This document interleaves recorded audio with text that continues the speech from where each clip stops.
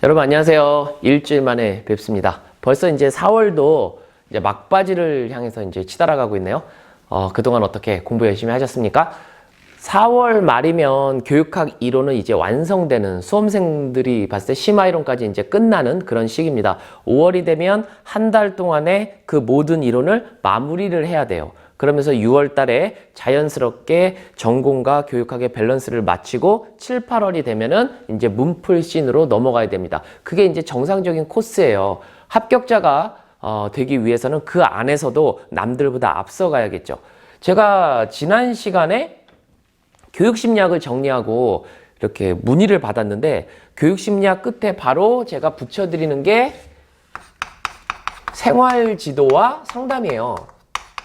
생활지도 및 상담 파트인데, 이 파트를 공부하면서 많은 수험생들이 그래요. 교수님, 그 파트가 시험 문제 나긴 날까요? 또는 어떻게 정리를 해야 하죠? 이런 걸 많이 물어보더라고요.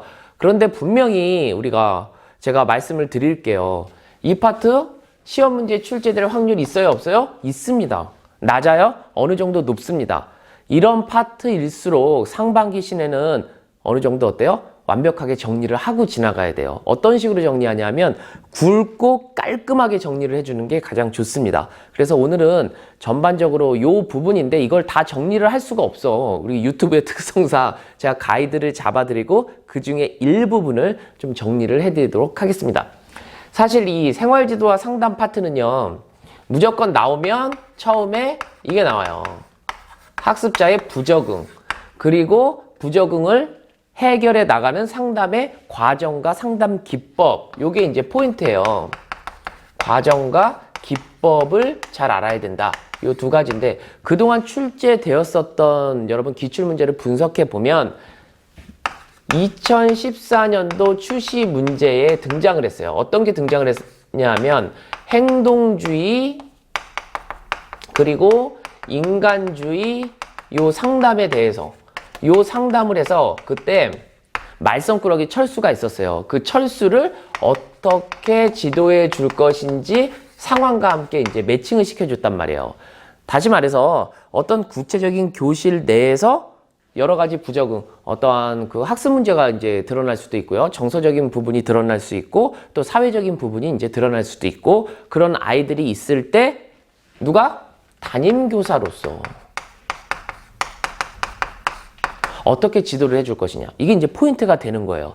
사실 아주 전문적인 어떠한 지도나 상담 같은 경우는 뭐 어떤 성격을 봤을 때 성격 장애가 보여, 또는 정서 장애가 보여, 이건 담임교사가 전문적인 지도 조언을 해주기가 사실 힘들어요. 이런 것은 상담교사와 어떻게 해줘요? 이제 협업과제로 넘어가는 거예요. 그리고 또한 전문적인 진로 정보를 주고 싶어요. 그러면 이것은 누가? 지금 학교 현장에 학교마다 한 명씩 꼭 배치가 되어 있는 누굽니까? 진로 상담 교사와 여기 이제 콜라보를 이루어서 이제 지도를 하게 되는 이런 부분이 되겠죠. 그래서 출시 문제에서는 이 두 가지와, 그리고 그 다음에 이제 이어지는 문제에서는 이 비행이 났어요. 근데 이 비행은 교육 심리에서도 제가 주로 좀 살펴보고요. 그리고 이거는 어디에서 또 걸리냐면 교육 심리학, 교육 사회학 파트에서 또 이제 걸리는 그런 부분이 되겠습니다. 사실 이 비행만 하더라도 생물학적인 거, 그리고 성격적인 거, 그리고 사회학적인 이론들이 나뉘는데, 여기에서 뭐 낙인어고 차별접촉 이론이, 셔덜랜드의 차별접촉 이론이 출제가 됐지 않습니까? 근데 그 이후에 뭐 하이문화라든가 여타의 뭐 중화 이론이라든가 뭐 아노미 이론이라든가 뭐 그런 것들에 대해서 기타 등등 살펴봐야 되는 부분인데, 이거는 생활지도 상담이 아니어도 이제 등장하는 부분이 많으니까 그 파트에서 살펴보고, 우리는 사실 이 파트에서 봤을 때 이 생활지도는요, 학교에서 이루어지는 모든 활동을 다 포괄하고 가는 거예요. 이 생활지도에 들어가는 영역별로만 보더라도 대표적인 게 학업지도 있고요, 진로지도 있고요, 여가지도 있고요, 건강지도, 기타 등등 아주 많아. 그래서 이 영역을 논하지는 않고 우리가 주로 다루는 것은 활동을 다룹니다. 생활지도의 활동. 그래서 무슨 활동이 있어요? 5개의 활동으로 나누죠. 이 5개의 활동 자체가 보면 처음에 학생 이해 활동이라는 게 있어요. 여러분, 학생 이해 활동. 그리고 정보 제공 활동.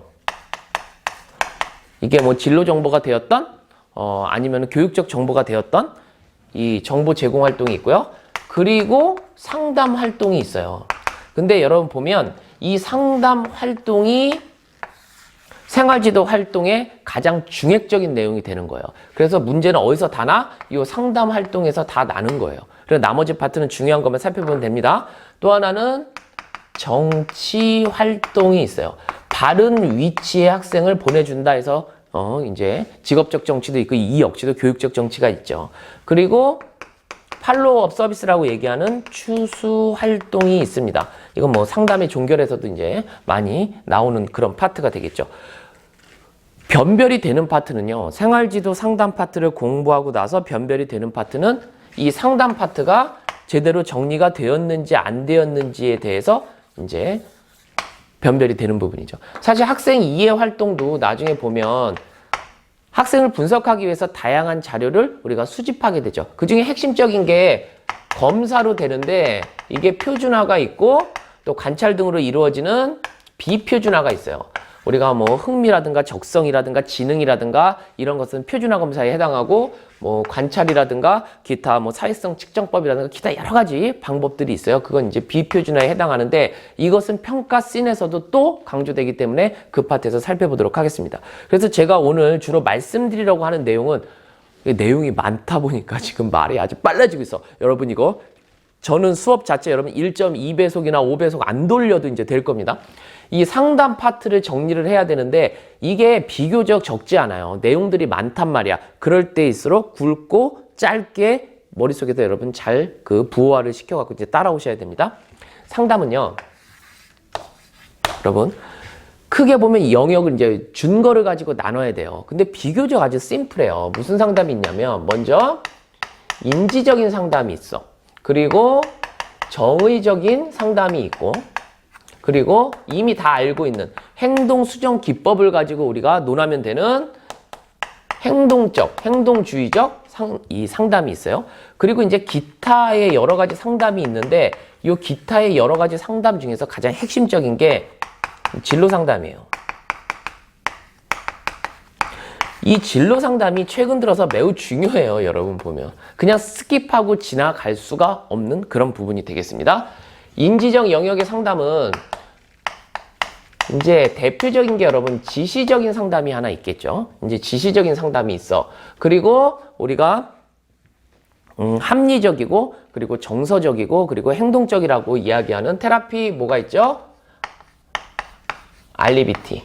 이 RBT라는 방법은 사실 좋아요. 학습자의 어떤 그 비합리적인 신념 그 자체를 논박을 통해서 이제 바꿔주는 그 상담이기 때문에 매우 유용한 상담인데 학습자 자체가 이 합리적인 생각 자체를 하기 힘든 경우가 있어요. 그리고 오랜 기간에 걸쳐 갖고 그게 자동적 사고로 넘어갔어. 그러면 어떻게 되는 거예요? 이게 RBT가 안 먹혀. 그때는 인지 치료를 해줘야 돼요. 그리고 세상을 바라보는 안경이라고 하는 자신의 인식 자체가 좀 비뚤어져 있는 사람이 있어요. 그러면 거기에는 역할 치료라고 하는 우리가 켈리가 얘기한 이제 개인 구념을 바꿔줘야 되는 그런 상담이 있어요. 그리고 정의적 영역은 비지시적인 상담이 가장 대표적인 상담이 되겠죠. 그리고 우리가 프로이드가 얘기한 우리가 성격적인 부분을 가지고 이야기하는 부분, 그리고 우리가 뭐 개인 심리라든가 아들러가 얘기한 개인 심리 상담, 그리고 번이 얘기한 의사 교류와 관련된 것이 있어요. 그런데 우리가 정의적 영역에서 보면 출제될 확률이 가장 높은 건요, 형태주의 상담이에요. 형태주의 게슈탈트 상담하고 그리고 현실을 바로 직시할 수 있게 해주는 현실 치료 상담. 요게 이제 우볼딩이 얘기하는 건데 상당히 이제 출제될 확률이 높고요.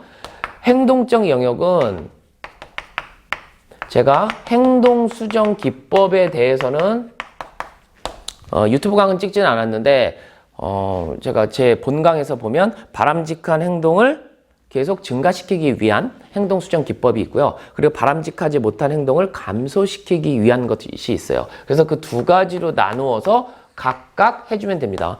이런 뭐 다 알다시피 우리가 프리맥의 원리라든가 토큰 경제라든가 이런 것은 바람직한 행동을 증가시키는 거고, 우리가 타임 아웃이라든가 상반 행동 강화, 차별 강화 같은 경우는 어때요? 이 바람직하지 못한 행동을 좀 감소시키기 위한 이런 부분이 있어요. 그래서 그것을 어떤 강화 계획이라든가 쉐이핑 등을 통해 갖고 어떻게 상황에 적용시켜 줄 것이냐, 요거를 이제 잘 알면 되는 그런 파트예요. 여기를 간단하게 말씀을 드리면요, 아주 전문적인 건 누가? 상담 선생님이 하세요. 그러니까 우리가 이제 집중하는 이런 부분은 담임교사로서 일반적으로 상식적으로 이 정도는 알고 있는 게 좋다라는 상담에서 출제가 될 수밖에 없죠. 여기서 보면 이 지시적 상담과 요 RBT 그리고 인지치료 요 세 가지 중에서 거의 다루어져요. 인지적인 부분은. 그리고 정의적인 부분은 이미 출제가 된 부분이 이 비지시적인 상담이라고 보시면 돼요. 비지시적인 상담의 일치성과 그리고 무조건적인 수용, 그리고 공감적 이해, 이거는 어떻게 보면 이거는 상담의 기본적인 기법에도 해당하는 그런 부분이기 때문에 만능 소스라고 봐야 돼요. 내담자 중심의 인간 중심의 상담이라고 할 수 있는 요거 이해하시고요. 그리고 프로이드, 그리고 아들러, 이쪽은 좀 깊이가 있고 전문적인 상담으로 넘어가는 부분이야. 그리고 의사교류 같은 경우도 세 가지의 자아를, 근데 세 가지의 자아를 가지고 세 가지의 어떠한 상부적 교수, 어떤 이면적 교차, 그 교류를 갖고 얘기하는데 그걸 파악하기가 쉽지가 않은 부분이거든요. 그래서 요것도 좀 스킵돼요. 많이 날 수 있는 게 게슈탈트 상담입니다. 게슈탈트 상담은 학교에서 어떤 역할놀이라든가 비의자 기법 등을 통해서 많이 다루어지고 있는 부분이에요.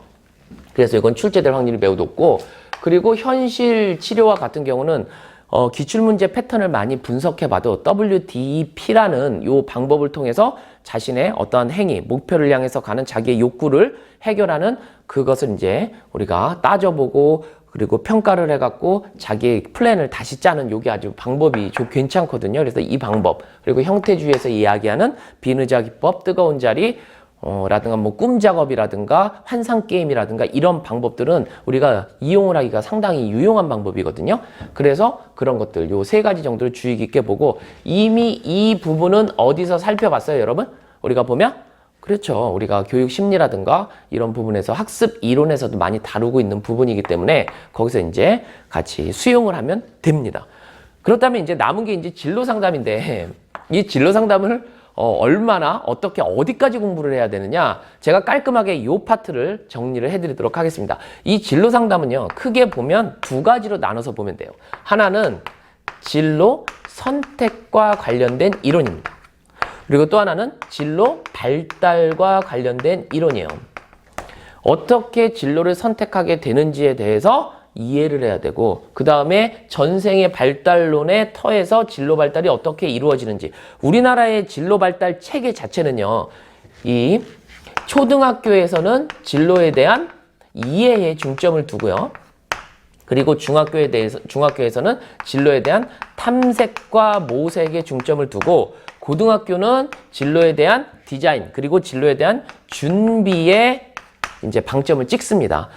이렇게 보면 진로 발달이 한순간에 일부 일시적으로 이루어지는 게 아니라 전체적으로 그 학습자의 발달에 맞춰서 이루어지죠.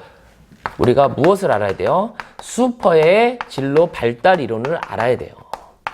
그래서 이 부분을 잘 살펴보면 되고요. 진로 선택과 관련지어서는 먼저 이게 담임교사가 어떤 학습자의 성격 유형에 따라서 이러한 직업군이 어울려 라고 얘기해 주려면 뭘 알아야 돼요? 직업 흥미에 대해서 그 검사를 하고 해석을 해줘야 되는데, 이것과 관련돼서 우리가 홀랜드의 성격 유형 이론을 알아야 되고요. 그리고 우리가 부모의 양육 태도, 그리고 직업의 분류 체계를 이야기한 로우의 이론을 한번 살펴볼 만한 가치가 있고, 그리고 정확하게 진로 결정 요인을 4가지로 뽑아내서 시험 문제 내기도 좋아요. 누가? 크럼볼츠가.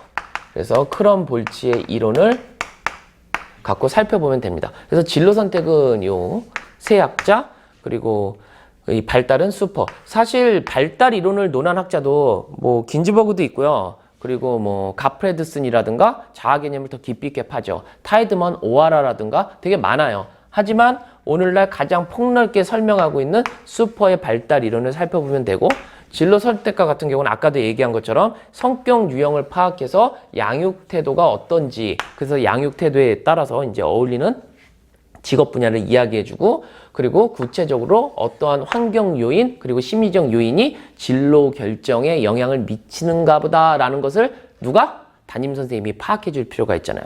그런 의미에서 진로 선택 이론은 크게 몇 가지, 요 4가지 정도를 살펴보면 된다. 이렇게 정리가 되는 거죠.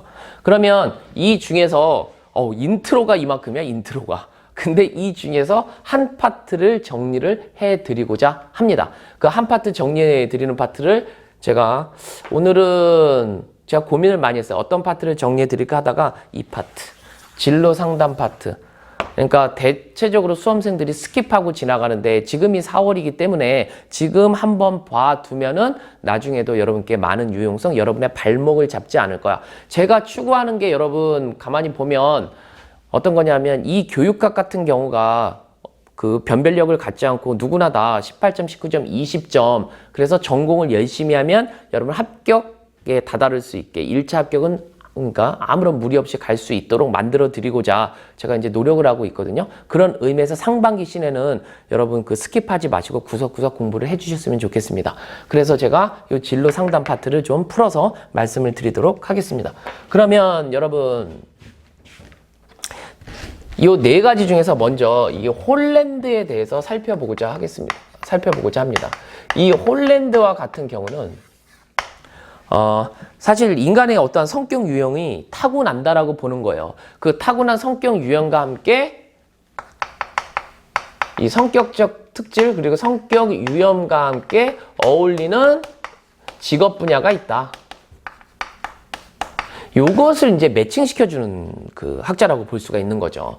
그래서 여기서 보면 이게 6개로 나뉘어요. 6개.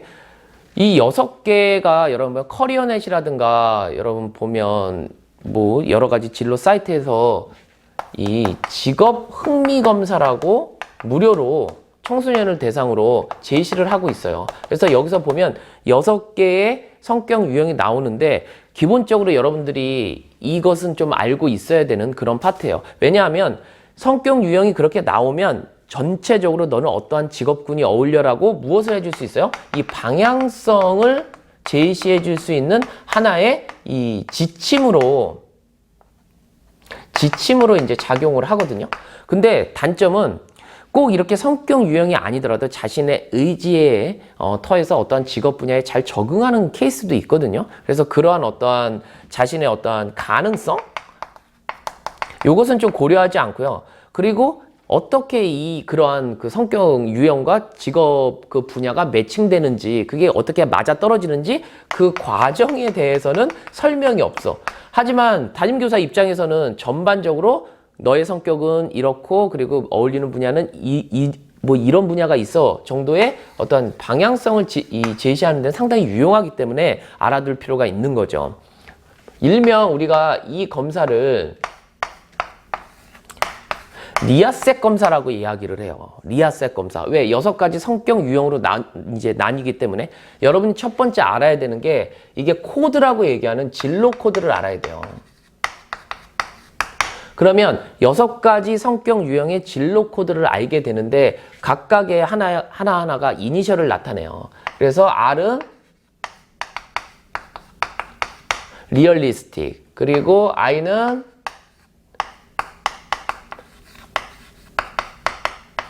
인베스터게이티브라고 얘기하고요. A는 아티스틱, 그리고 S는 소셜, 그리고 E는 엔터프라이징이라고 얘기하고요. C는 컨벤셔널이라고 얘기합니다. 그러니까 각각 어떠한 성격 유형을 대표하냐 하면 리얼리스틱 같은 경우는 우리가 실제형이라고 얘기해요. 인베스터게이티브는 그러니까 우리가 이게 영어 단어 같은 걸 많이 좀 알고 있으면 이제 유리하겠지. 요거는 탐구형이라고 얘기해요. 그리고 아티스틱은 말 그대로 예술형. 소셜은 사회형, 그리고 엔터프라이징 같은 경우는 이제 기업형, 그리고 컨벤셔널은 관습형이라고 얘기합니다. 아이들이 딱 보기에 어른들은 이렇게 실제형부터 관습형까지 보면은 알지만 아이들은 이게 잘 인지를 하지 못하잖아요. 그래서 요 진로 코드에 해당되는 어떠한 그 별명, 별칭을 이제 붙여놨어요. 그래서 실제형 같은 경우는요, 우리가 뚝딱이, 탐구형 같은 경우는 따지기, 예술형 같은 경우는 어때요? 여러분 보면 이거 예상에도 나와. T는 I, 그리고 사회형 같은 경우는 다른 사람과 이야기를 많이 나누잖아요. 그래서 수다쟁이라고 얘기를 하고요. 기업형 같은 경우는 기업 앞에 좀 나와갖고 이제 주도적으로 일을 해야 되잖아. 그러니까 나서기라고 얘기를 하고요. 관습형 같은 경우는 관습했던 대로 어떻게 꼼꼼하게 합니다. 그래서 우리가 이걸 꼼꼼히형이라고 이제 얘기를 하죠. 그러면 이렇게 코드 각 이니셜에 맞춰갖고 우리가 이제 여기까지 왔어. 그럼 어울리는 진로 분야를 학습자에게 이야기할 수 있어야 되기 때문에 우리가 한두 가지 정도 이야기를 해줘야 됩니다. 실제형 뚝딱이는 여러분 보면 엔지니어에 해당하고요. 탐구형 같은 경우는 어때요? 이건 과학자, 특히 뭐 순수과학, 그리고 예술형 같은 경우는 말 그대로 예술가에 가깝고요. 사회형, 이 수다쟁이 이런 경우는 어때요? 여러분 보면 다른 사람을 배려하는 사회복지사에 어울립니다. 그리고 기업형이라든가 이런 것은 어때요? 다른 사람들 앞에 나와서 이제 주도적으로 일을 해야 되는 이런 직업군이란 말이에요. 정치가에 어울리고요. 그리고 관습형, 꼼꼼히 예상했던 대로 여러분 다 알고 계시죠? 공무원인데 특히 행정공무원에 어울리는 그 성격 유형이라고 이제 볼 수 있습니다. 근데 여기까지 우리가 딱 정리를 해주고 이제 그 다음에 이제 중요한 것은 요거 하나만 더 플러스해 갖고 붙여주면 되는데 시험 문제 자체가 어떤 식으로 출제가 돼요? 이런 성격 유형과 어울리는 직업군이 있는데 이 아이에게 부족한 부분이 뭐냐를 이야기해 줄 수 있어야 돼. 그거를 이제 물을 거란 말이에요. 수험생들에게. 그러면 거기에 따라서 이제 이야기를 해보면 실제형 뚝딱이 엔지니어한테 이제 부족한 건 뭐냐면 자기가 일을 하는데 요게 이제 조금